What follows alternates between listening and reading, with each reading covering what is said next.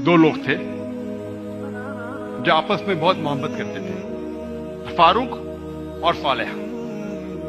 और फारूक और सोलेहा आपस में मोहब्बत करते थे। उन्होंने शादी की। शादी के 3 महीने बाद जिहाद का ऐलान होता है और फारूक जाते हैं जिहाद पर। जिहाद के जाने से पहले वो अपनी अहलिया, अपनी बीवी सोलेहा को 30,000 दिनार देते हैं। 30,000 दिनार एक यूके के आदमी ने कैलकुलेट किया और कहा कि वो होते 2 मिलियन पाउंड। 2 मिलियन पाउंड को मैं तब्दील करूंगा रुपये में, हो जाता है 15 करोड़ रुपये। वो देते हैं 30,000 दिनार, 2 मिलियन पाउंड, 15 करोड़ रुपये अपनी अहलिया को, और कहते हैं कि इसे महफूज रखो, इसे खर्च मत करो, मैं जिहाद के लिए जा रहा हूं। और फिर वो जिहाद के लिए जाते हैं और कहते हैं कि इंशाअल्लाह मैं 3 महीने में वापस लौटूंगा। उनके जाने के चंद महीने बाद उनकी अहलिया सोलेहा को एक बेटा पैदा होता है। 1 साल गुजरने के बाद उनके शौहर वापस नहीं आते। 2 साल गुजरने के बाद वापस नहीं आते। 2.5 साल बाद एक शख्स आके कहता है सोलेहा से कि मैंने तुम्हारे शौहर फारूक को देखा कि वो गिर गए और वो घायल हो गए। फिर चंद साल गुजरते हैं, फिर भी फारूक वापस नहीं आते। तो उसकी अहलिया समझती है कि मेरे शौहर का इंतकाल हो गया। लेकिन 30 साल बाद फारूक वापस मदीना लौटते हैं और उनकी ख्वाहिश थी कि मैं मेरी अहलिया से मिलूं। लेकिन वो बहुत परहेजगार थे। मदीना में आने के साथ सबसे पहले जाते मस्जिद में नमाज पढ़ने के लिए। नमाज पढ़ने के बाद वो देखते हैं कि कई उल्मा आपस में इल्म के बारे में गुफ्तगू कर रहे हैं और उनमें से एक नौजवान, तकरीबन 30 साल का नौजवान, जिसका नाम था शेख अब्दुल रहमान, वो सबसे बेहतरीन आलिम था। वो उससे काफी मुतासिर होते। फिर वो जाते हैं अपने घर की तरफ। जब घर में दाखिल होते हैं तो अपनी बीवी सोलेहा से मिलते हैं। वो दोनों खुशी के मारे रो पड़ते हैं।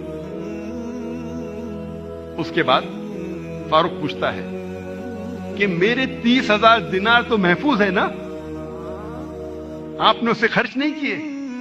तो उसकी अहलिया पूछती है, आप घर आने के पहले मस्जिद गए थे?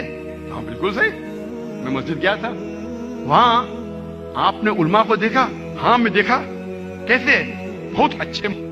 खुशी की बात है कि इस शहर में ऐसे उल्मा हैं। तो उसकी अहलिया उससे पूछती है, सबसे बेहतरीन आलिम आपको कौन लगे? तो फारूक कहते सबसे बेहतरीन आलिम थे शेख अब्दुल रहमान। तो उसकी अहलिया पूछती है कि अगर अल्लाह आपको शेख अब्दुल रहमान जैसा इल्म दे तो आप कितना खर्चा कर सकते इस इल्म के लिए? तो फारूक कहता है ये सारे 30,000 दिनार मैं खर्च कर सकता हूं ऐसा इल्म हासिल करने के लिए।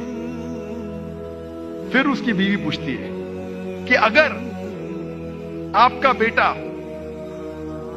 हो, उसे ऐसा आलिम बनाने के लिए आप कितना खर्च करेंगे? तो फारूक कहते मैं 30,000 दिनार से ज्यादा खर्चा कर सकता हूं, 15 करोड़ रुपए से ज्यादा खर्चा कर सकता हूं अपने बेटे को शेख अब्दुल रहमान बनाने के लिए। तो उसकी अहलिया कहती है आपके जाने के बाद मुझे एक बेटा पैदा हुआ और ये शेख अब्दुल रहमान आपका बेटा है और आपके 30,000 दिनार मैंने खर्च किए इसको आलिम बनाने के लिए।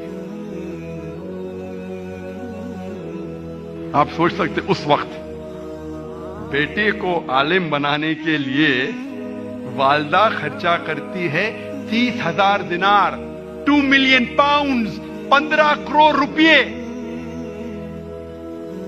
आज कौन सा मुसलमान अपने बेटे को आलिम बनाने के लिए 15 करोड़ रुपया खर्चा करने को तैयार है? हाँ, डॉक्टर बनाने के लिए नो प्रॉब्लम, डोनेशन देंगे, रिश्वत देंगे, 10 लाख, 15 लाख, 20 लाख, 50 लाख, 1 करोड़ डॉक्टर।